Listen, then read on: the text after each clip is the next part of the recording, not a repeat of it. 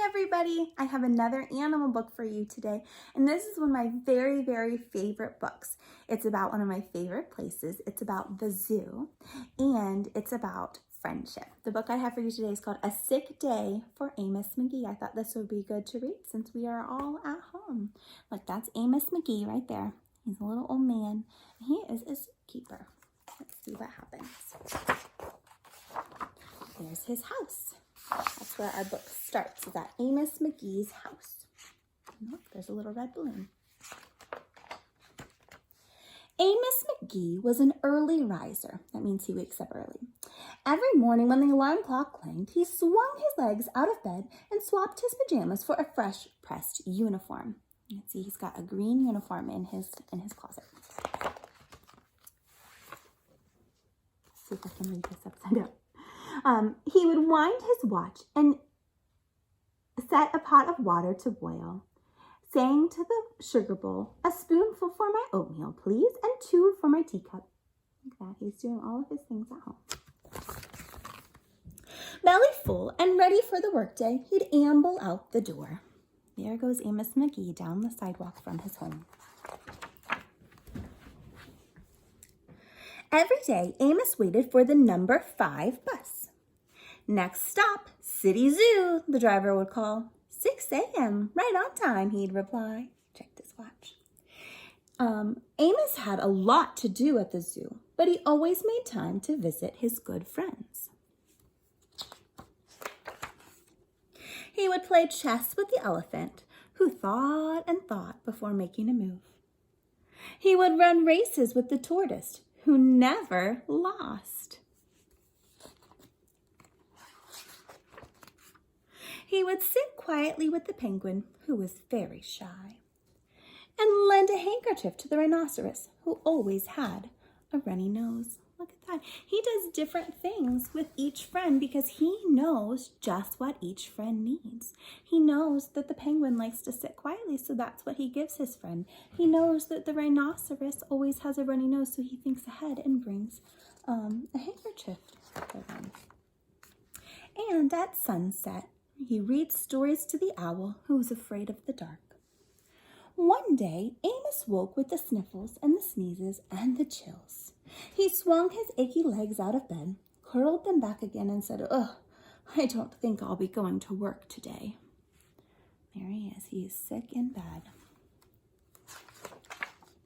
Meanwhile, at the zoo, the animals waited for their friend. The elephant arranged his pawns and polished his castles.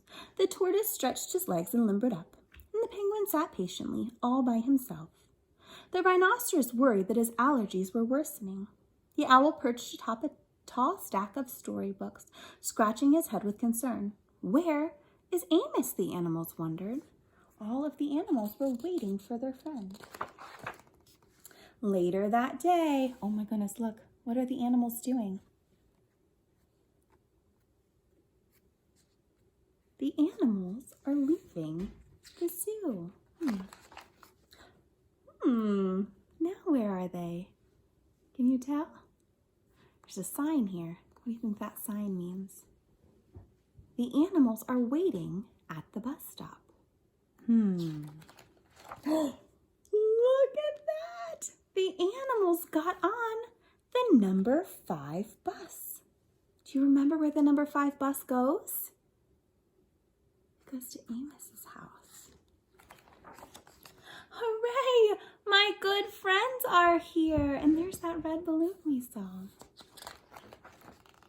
The elephant prepared a game of chess. Amos thought and thought before making a move. "I'm too tired to run races today," Amos said to the tortoise. "Let's play hide and seek instead." The tortoise hid inside his shell, and Amos hid beneath the covers. Silly. Amos yawned. "I could use a nap." The penguin sat quietly, keeping Amos's feet warm. Achoo! Amos awoke with a sneeze. The rhinoceros was ready for a handkerchief. Look at that. All the animal friends are taking care of Amos just the way he takes care of them. They are thinking about what he needs and giving that to him. "I'm beginning to feel much better, thank you," said Amos to his friends. He swung his legs out of bed. "Perhaps we'll share a pot of tea." all in Amos's kitchen. Amos wound his alarm clock. "It's getting late," he said. "After all, we have a morning bus to catch."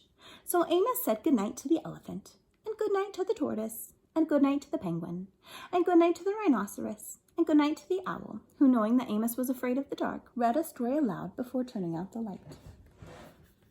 His friends are taking care of him when he's sick. And look at that. They all stayed together, and they'll ride the bus back to the zoo together. I love that story, all about friendship and thinking about what your friend needs.